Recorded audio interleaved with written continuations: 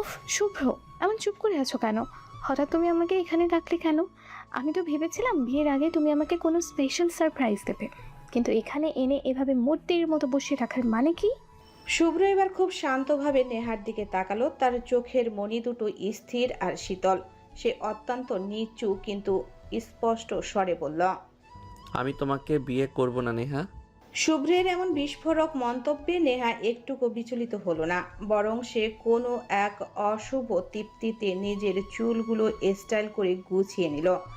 বেশ একটা অহংকারী আর বড়লোকি ভাব নিয়ে সোফায় পিঠ ঠেকিয়ে বসে শুভ্রের দিকে তাকিয়ে বলল, এই কথা এখন বলে আর কোনো লাভ নেই শুভ্র।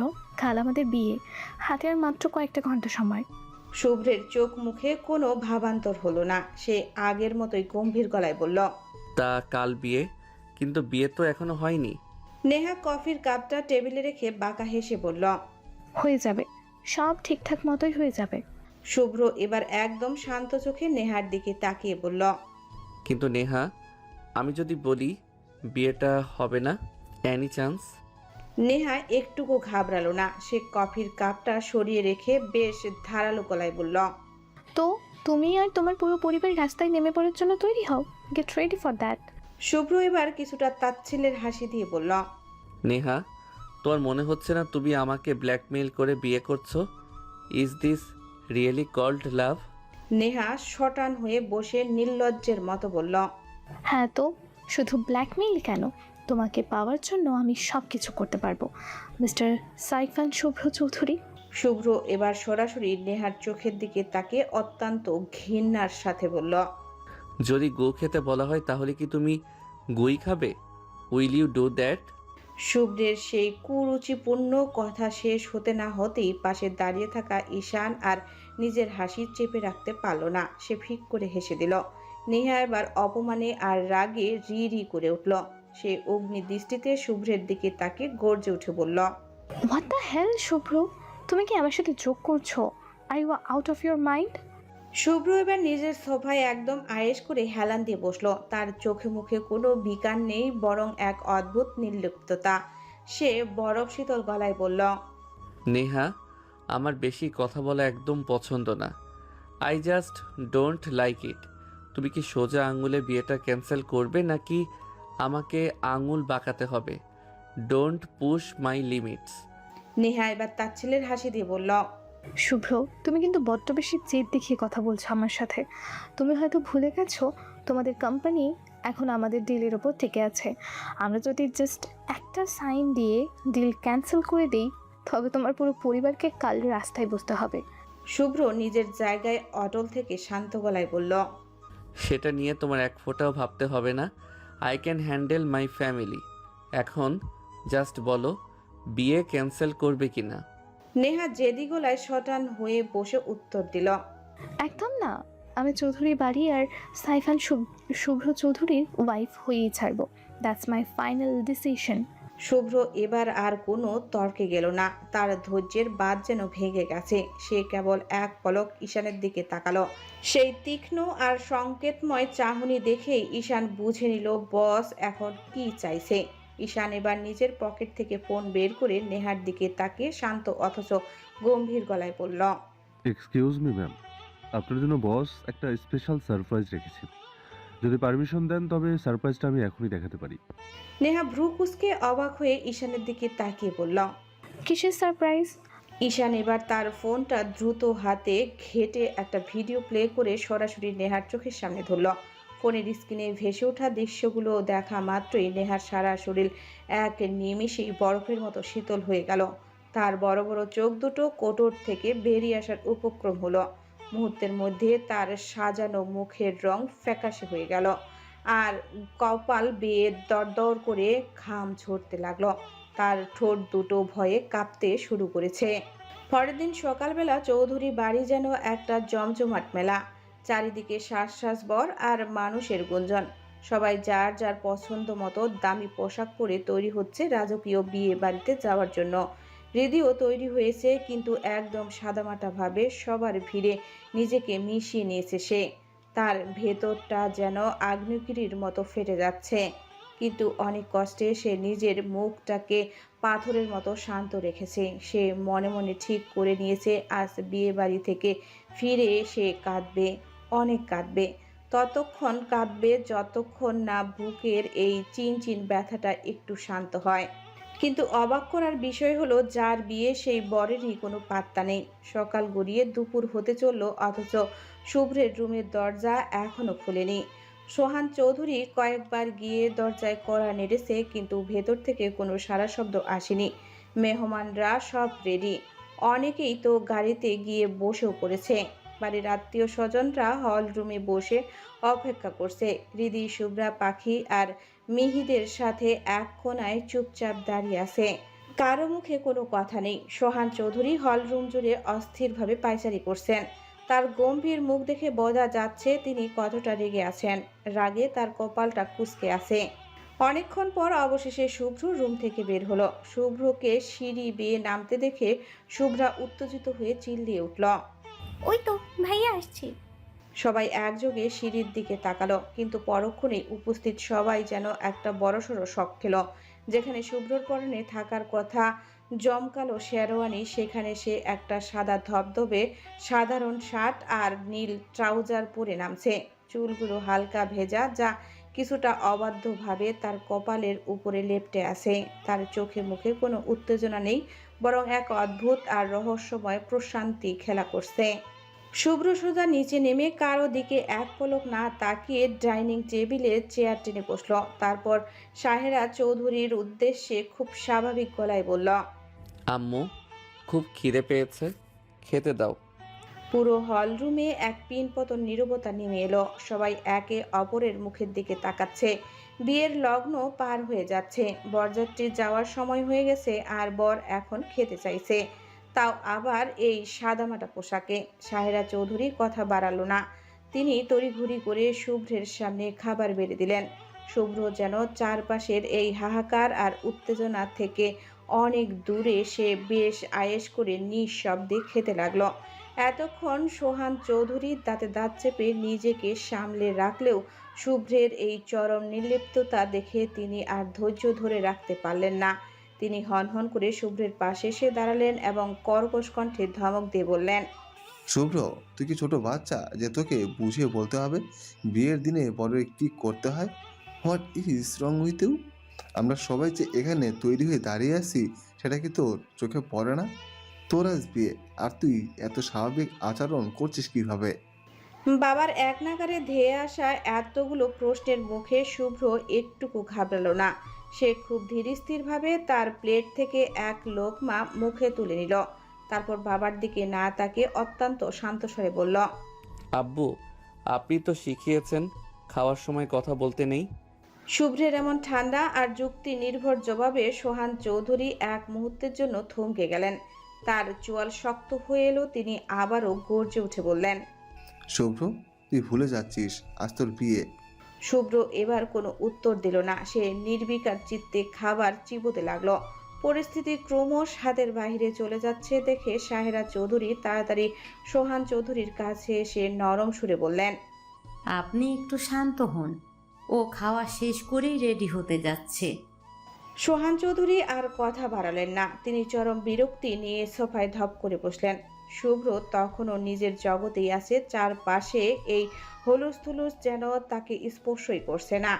সে নিরুদ্দিক চিত্তে খেয়ে যাচ্ছে। তুর্য শুভ্রের এমন অদ্ভুত আর অতি স্বাভাবিক আচরণ দেখে আর নিজেকে দমিয়ে রাখতে পারল না। সে বিড়ালের মতো টিপ টিপ পায়ে এগিয়ে এসে শুভ্রের একদম পাশে দাঁড়ালো। তারপর ফিসফিস করে কিন্তু বেশ রসিয়ে বলল, সিরিয়াসলি ভাই, বিশ্বাস কর, জীবনে এমন কুল বর আমি আর একটাও দেখি নাই। তুই একমাত্র বর যে কিনা নিজের বিয়ের দিন দুপুর পর্যন্ত নাক ডেকে ঘুমাস, আবার সবাইকে রেডি করিয়ে দাঁড়ি করিয়ে রেখে নিজে এখন আয়েশ করে লাঞ্চ করছিস। Have some shame man. Bye, বাহ ভাই, বাহ, তুই সেরা। শুভ্র এক পলক আর চোখে তুর্যের দিকে তাকালো। শুভ্রের সেই বরফ শীতল আর তীক্ষ্ণ চাহনি দেখা মাত্রই তুর্য একদম চুপসে গেল। সে মনে মনে ভাবল, বাপ রে, এতে জ্যান্ত যমরাজ। তুর্য আর এক মুহূর্ত সেখানে দাঁড়িয়ে থাকার সাহস পেল না। সোহান চৌধুরী বিরক্তি যখন চরমে, ঠিক তখনই তার পাঞ্জাবির পকেটে থাকা ফোনটা সজোরে বেজে উঠল। তিনি ফোন বের করে স্ক্রিনের নাম্বারটা দেখেই সাহেরা চৌধুরীর দিকে তাকিয়ে রাগে গড়গড় করে বললেন, এই যে খানবাড়ি থেকে ফোন এসেছে, নিশ্চয়ই তারা কেটে অপেক্ষা করছে। কিন্তু এদিকে তোমার গুণধর ছেলে এখানে যমরাজের মতো বসে বসে গিলছে, যেন আজ তার বিয়ে নয়, অন্য কারো। কথাটা বলেই তিনি কড়া মেজাজে কলটা রিসিভ করলেন। কিন্তু ফোনের ওপাশ থেকে নেহার বাবা নাইম খানের কোনো রাগী কণ্ঠ নয়, বরং অত্যন্ত অসহায় আর ভেঙে পড়া কণ্ঠ ভেসে এলো। তিনি কাঁদতে কাঁদতে বললেন, ভাই সাহেব, কোন মুখে যে আপনাদের সামনে দাঁড়াবো তা ভেবে পাচ্ছি না। আসলে নেহা পালিয়ে গেছে। সে একটা চিঠি লিখে জানিয়ে গেছে যে সে অন্য কাউকে ভালোবাসে। শুভ্রকে সে বিয়ে করতে পারবে না। আই এম সো সরি ভাই সাহেব, আমাদের মাফ করে দেন, আমরা সত্যি লজ্জিত। মুহূর্তের মধ্যেই সোহান চৌধুরীর পায়ের তলার মাটি যেন সরে গেল। সোহান চৌধুরী কিছু বলার সুযোগ পাওয়ার আগেই ওপাশ থেকে খট করে কলের লাইনটা কেটে গেল। তার ফ্যাকাশে মুখ আর পাথরের মতো বসে থাকতে দেখে ইকবাল এহসান দ্রুত এগিয়ে এসে উদ্বেগের সাথে বললেন, কি হলো ভাই সাহেব, কোনো প্রবলেম? সোহান চৌধুরী যেন নিজের কানকেও বিশ্বাস করতে পারছে না। তিনি অস্পষ্ট সুরে কাঁপা গলায় বললেন, নেহা পালিয়ে গেছে? সে শুভ্রকে বিয়ে করবে না? সোহান চৌধুরীর মুখ থেকে এই কথাটি বের হওয়া মাত্রই পুরো হলরুমে যেন একটা শক্তিশালী বোমা ব্লাস্ট হলো। উপস্থিত সবাই স্থবিত, কারো মুখে কোনো ভাষা নেই। বিয়ের সব আয়োজন সম্পূর্ণ, অথচ কনে নেই। সবার মাঝে যদি কেউ একদম নিস্পৃহ থাকে সে হলো শুভ্র। সে তার খাওয়া শেষ করে হাত মুছে ধীরস্থিরভাবে চেয়ার ছেড়ে দাঁড়ালো। আশেপাশে কি হচ্ছে, কার সম্মান যাচ্ছে, এসব নিয়ে তার কোনো মাথা ব্যথা নেই। সে সোজা ভিড়ের মাঝে দাঁড়িয়ে থাকা হৃদির দিকে তীক্ষ্ণ চোখে তাকিয়ে হুকুমের সুরে বলল, রিদি, আমার রুমে আয়। কথাটা বলেই শুভ্র আর এক সেকেন্ডও সেখানে দাঁড়ালো না। কারো কোনো প্রশ্নের সুযোগ না দিয়ে সে হনহন করে সিঁড়ি বেয়ে নিজের রুমে চলে গেল।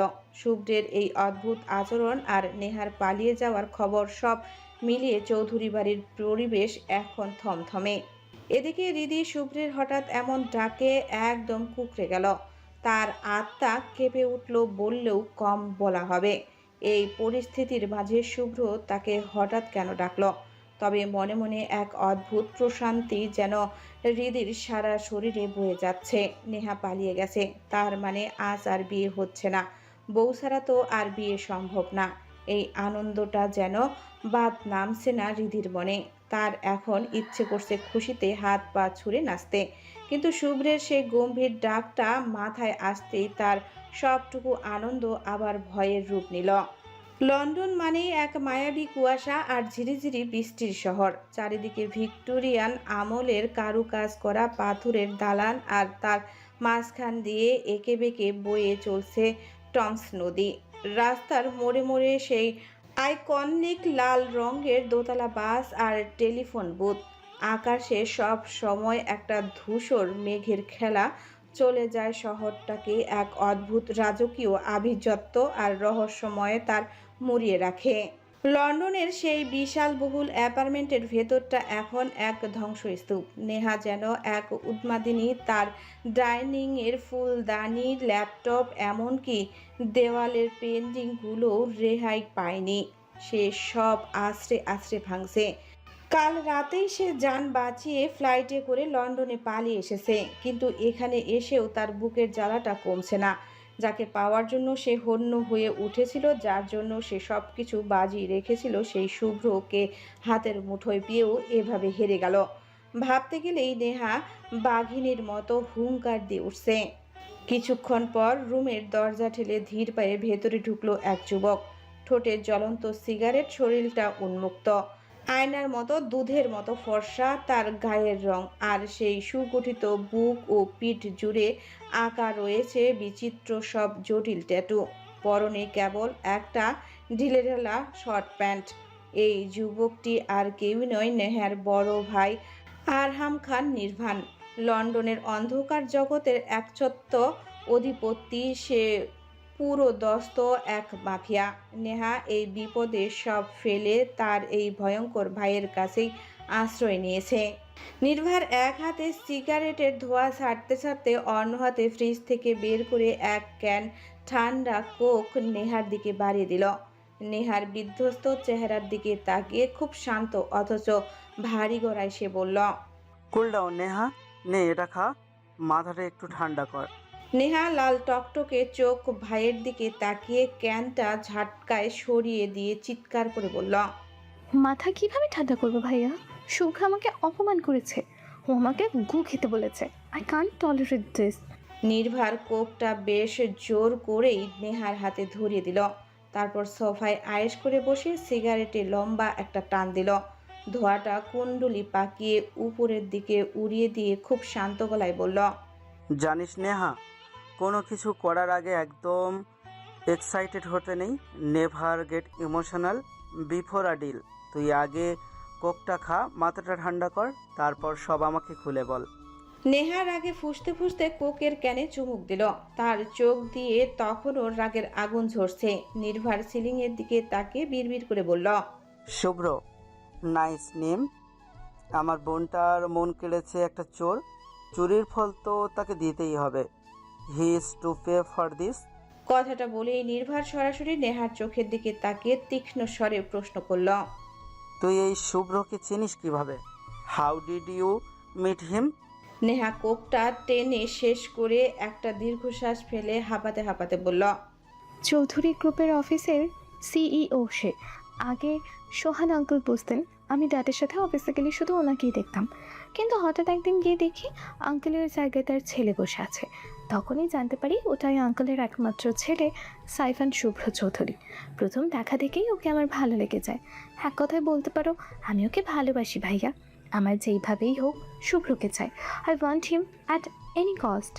নির্ভার কিছু একটা গম্ভীর চিন্তা করল। তার ট্যাটু আঁকা আঙ্গুলগুলো সিগারেটের ফিল্টারে খেলা করছে।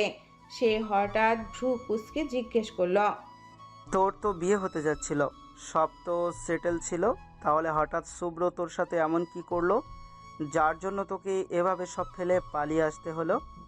What happen just before the wedding? Hridi নেহার পালিয়ে যাওয়ার ঘটনাটা ভাবতে ভাবতে নিজের রুমে এলো। তার মাথায় এখন হাজারো প্রশ্নের মেলা। নেহা কেন পালিয়ে গেল?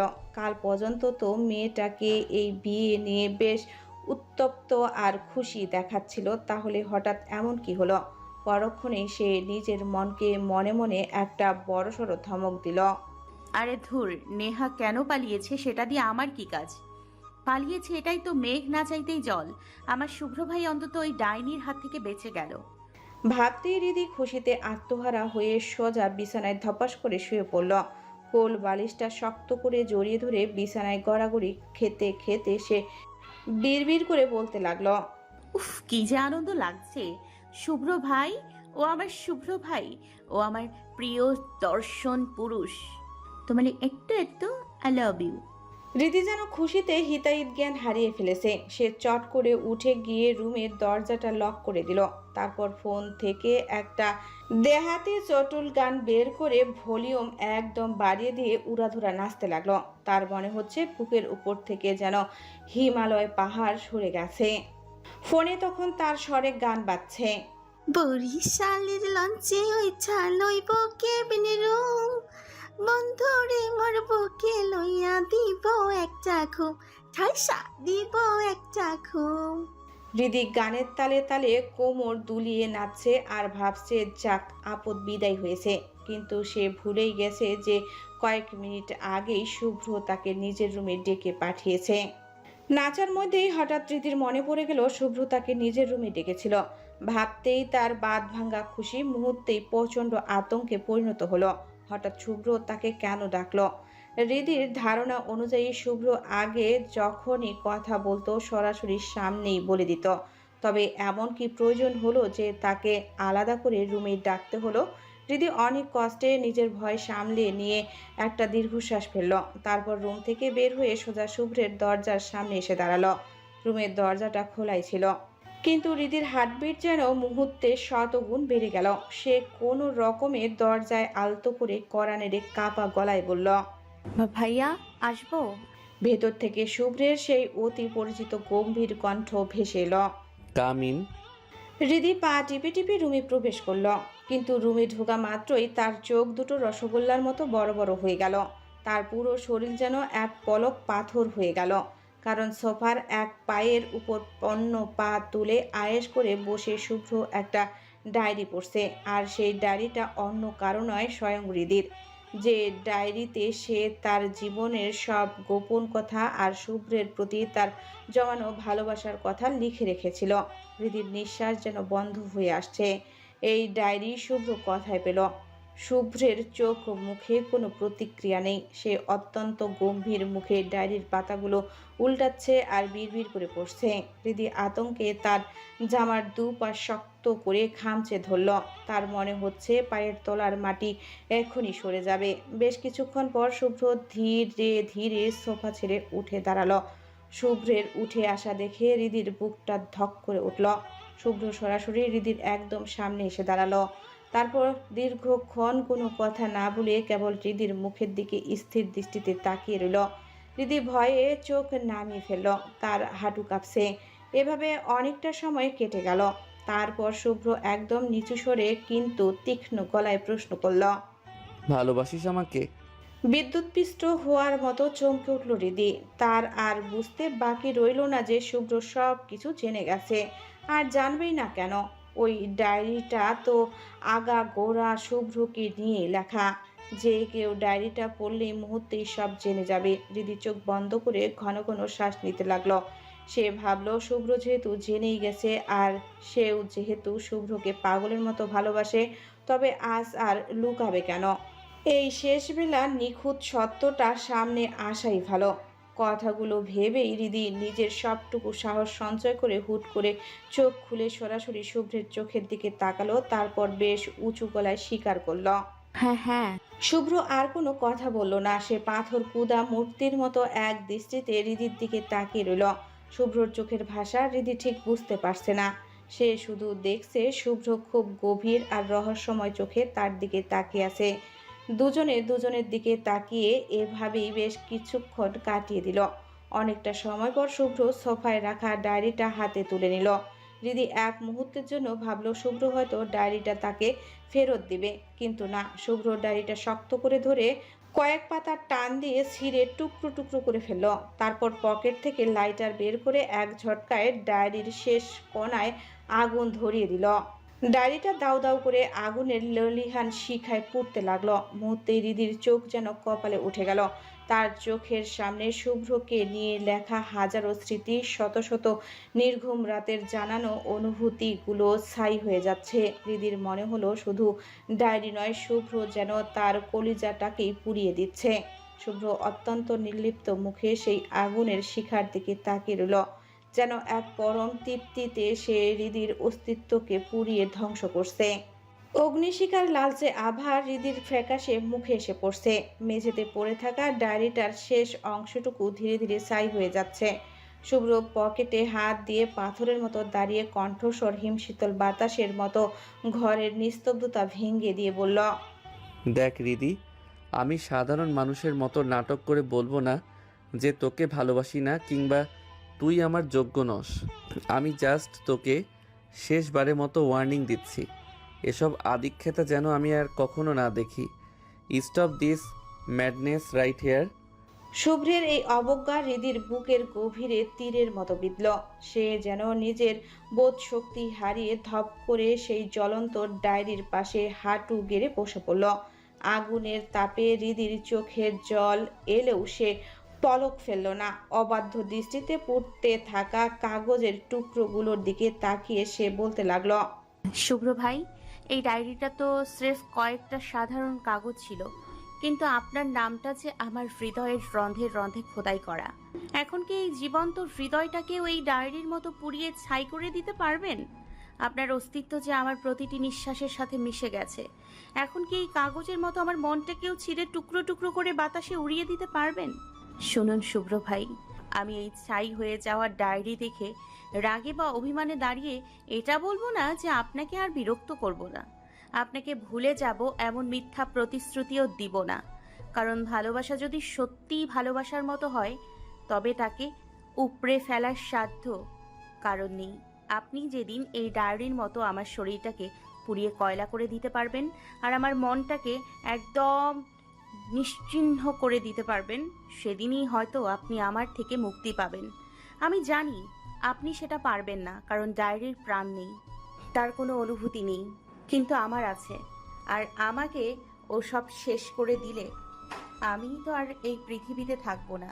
তাই আমার এই মাটির দেহটা মিশে যাওয়ার আগে এই অস্তিত্ব জুড়ে শুধু একটা নামই ধ্বনিত হবে, আর সেই নামটা হলো সাইফান শুভ্র চৌধুরী। শুভ্রের চল শক্ত হয়ে এলো, সে যেন নিজের অজান্তেই এক পা পিছিয়ে গেল। হৃদির গলার স্বর এমন এক অদ্ভুত তেজ আর হাহাকার ছিল যা শুভ্রকে মুহূর্তের জন্য দিশেহারা করে দিল। সে অবজ্ঞার হাসি হাসার চেষ্টা করে বলল, ভালোবাসা মানে কি সেটা বোঝার বয়স কি তোর হয়েছে? এই যে এত লম্বা চওড়া কথা বললি, এসবের মানে জানিস? হৃদি এবার ভিজে চোখে কিন্তু অত্যন্ত দৃঢ়ভাবে শুভ্রের চোখের গভীরে তাকালো। তার কণ্ঠে তখন দহনের তীব্রতা। ভালোবাসা কি তার কোনো অবিধানিক মানে আমার কাছে নেই, তবে আমার কাছে ভালোবাসা মানে এক অদ্ভুত যন্ত্রণা। আপনাকে দেখলে আমার হৃৎপিণ্ডটা অবাধ্য হয়ে ওঠে। আপনার সামনে দাঁড়ালে ভয়ে শরীর কাঁপলেও হৃদয়ের কোনো এক কোণায় অদ্ভুত প্রশান্তি নামে। কিন্তু যখন দেখি অন্য কোনো নারী আপনার বাহু লগ্নে হতে চাইছে, তখন আমার এই কলিজাটা পুড়ে খাক হয়ে যায়। জানেন কেমন কষ্ট হয় সেটা? একটা ডুবন্ত মানুষ অক্সিজেন ছাড়া যেমন একটুখানি নিঃশ্বাসের জন্য ছটফট করে, ঠিক তেমনটাই আমার অবস্থা হয়। এই তীব্র দহনকে লোকে কি বলে আমার জানা নেই, তবে আমি এই দহনটাকেই আমার ভালোবাসা মনে করি, আর সেই ভালোবাসাটাই শুধু আপনার জন্য। হৃদির এই পাগলামি আর তার চোখের এই অবাধ্য সত্যের দিকে তাকিয়ে শুভ্র আর নিজেকে সামলাতে পারল না।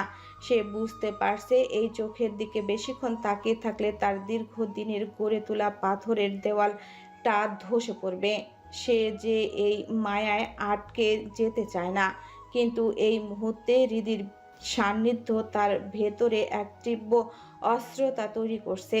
শুভ্র চোখ বন্ধ করে নিজের হাতের মুঠো শক্ত করল, তারপর দাঁতে দাঁত চেপে গম্ভীর স্বরে বলল, বেরিয়ে যা আমার রুম থেকে। আজ থেকে আমার সামনে কখনো আসবি না তুই। শুভ্রের এই কর্কশ কণ্ঠস্বর হৃদির ভয় পেয়ে পিছিয়ে যাওয়ার বদলে যেন আরো সাহসী হয়ে উঠল। তার বছরের পর বছর জমানো আবেগগুলো আজ বাঁধ ভেঙে গড়িয়ে আসতে চাইছে। সে এক ঝটকায় এগিয়ে গিয়ে শুভ্রের শার্টের কলারটা খামচে ধরল। শুভ্র চমকে গেল। হৃদি তখন কাঁপছে, কিন্তু তার চোখে তখন জেদ। সে প্রায় চিৎকার করে বলে উঠল, আমাকে ভালোবাসলে কি হবে আপনার? কোনো দিক দিয়ে কি কম পড়বে আপনার? জানেন শুভ্র ভাই, আপনি আমার কৈশোরী জীবনের সেই পুরুষ যাকে সেই কাল থেকেই আমি এই হৃদয়টা দিয়ে বসে আছি। আমি এতদিন চুপচাপ সব সহ্য করেছি, কারণ আপনি বরাবরই গাম্ভীর্য নিয়ে থাকতেন। আমি ভয় পেতাম, মনে মনে ভেবেছিলাম একদিন ঠিক সাহস করে বলবো, কিন্তু হঠাৎ আপনার বিয়ে ঠিক হয়ে গেল। আমার সব সাহস নিমিষেই শেষ হয়ে গিয়েছিল। আপনার যদি সত্যিই আজ বিয়ে হয়ে যেত, তবে এই হৃদি নামক মেয়েটা নির্ঘাত পাগল হয়ে যেত। কোনো একদিন হয়তো আপনি আমাকে রাস্তার ধারে পাগল বেশে দেখতে পেতেন। আমি মিথ্যে বলছি না শুভ্র ভাই, আমি সত্যিই আপনাকে ভালোবাসি। হৃদির কথা শুনে শুভ্রের ভেতরের সেই বাতটা যেন মুহূর্তেই মরমর করে ভেঙে পড়ল। সে যে দুর্বলতাকে লুকিয়ে রাখার জন্য এতদিন পাথরের দেওয়াল তুলেছিল, হৃদি যেন ঠিক সেই দেওয়ালেই বারবার আছড়ে পড়ছে। তবু অনেক কষ্টে নিজেকে সামলে নিয়ে ভেতরের অস্থিরতা এবার এক অদ্ভুত হিংস্র রূপ নিয়ে এলো। সে এক ঝটকায় হৃদিকে সজোরে ধাক্কা মেরে সরিয়ে দিল। হৃদি অপ্রস্তুত অবস্থায় মেঝের উপর আছড়ে পড়ল। শুভ্র রাগের চোটে হাঁপাচ্ছে, তার বুকের পাটা দ্রুত ওঠানামা করছে। সে রক্তচক্ষু নিয়ে হৃদির দিকে তাকিয়ে গর্জে উঠল, অনেক বলেছিস তুই, বড্ড বেশি বেড়ে গেছিস। দুদিন একটু সহজভাবে কথা বলেছি দেখে তুই মাথায় চড়তে চাইছিস। দেখ হৃদি, আমার তর্ক করা একদম পছন্দ না। বের হ আমার রুম থেকে, তোকে জাস্ট আমার সহ্য হচ্ছে না। হৃদি ব্যথায় কুকড়ে গেলেও মুহূর্তেই মেঝে থেকে উঠে দাঁড়ালো। তার চোখে তখন অশ্রু আর জেদ মিলেমিশে একাকার। সে আবারও শুভ্রের একদম সামনে এসে চোখে চোখ রেখে দাঁড়ালো। তার কণ্ঠে তখন এক অদ্ভুত কাঁপন, কিন্তু কথাগুলো আগুনের মতো উত্তপ্ত। সে বলতে লাগলো, মানুষ তাড়াতে পারবেন শুভ্র ভাই, কিন্তু এই হৃদয়ে যে আপনি রাজত্ব করছেন তাকে কিভাবে আলাদা করবেন?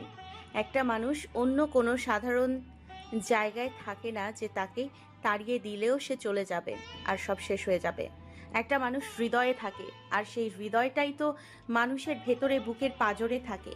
তাহলে আমি চলে গেলে সেই হৃদয়টা তো আমার সাথেই থাকবে, আর ওই হৃদয়েই তো আপনি আছেন। তাহলে কিভাবে আপনার কথা না বলে থাকবো? হৃদয় যেখানে আপনার জন্য উথাল পাথাল করে, সেখানে কিভাবে নিজেকে ঠিক রাখবো? পারবো না আমি। হৃদয় আছে তাই ভালোবাসবো, মন আছে তাই মনে রাখবো চিরজীবন, মুখ আছে তাই বলবো আপনাকে নিয়ে এসব কথা। You can kick me out of my room Shubhro ভাই, but you can never kick yourself out of my heart. কথাগুলো বলেই হৃদি আর এক মুহূর্ত সেখানে দাঁড়ালো না। চোখের জল আড়াল করার জন্য সে ঝড়ের বেগে শুভ্রের রুম থেকে বেরিয়ে গেল। তার পায়ের শব্দ মিলিয়ে যাওয়ার পর পুরো ঘরে এক গুমোট নিস্তব্ধতা নেমে এলো। শুভ্র চোখ বন্ধ করে লম্বা লম্বা শ্বাস নিতে লাগলো। তার উত্তাল বুকটা তখনও দ্রুত উঠানামা করছে। হৃদির কলার চেপে ধরা সেই স্পর্শ আর তার চোখের ওই অবাধ্য আগুনের তেজ শুভ্রের শরীরের প্রতিটি রক্তকণায় যেন এক অদ্ভুত শিহরণ জাগিয়ে দিয়ে গেছে। সে ধীর পায়ে মেঝেতে পড়ে থাকা সেই পুড়ে যাওয়া ডায়েরিটার ছায়ের স্তূপের সামনে গিয়ে দাঁড়ালো। কিছুক্ষণ সে নিষ্পলক চেয়ে রইল সেই কালচে অবশেষের দিকে। তারপর তার ঠোঁটের কোণে এক চিলতে রহস্যময় আর বাঁকা হাসি ফুটে উঠল। সেই হাসিতে এক ধারালো অবজ্ঞা আর এক গভীর মোহের মিশ্রণ। শুভ্র বিড়বিড় করে নিজের মনে বলে উঠল,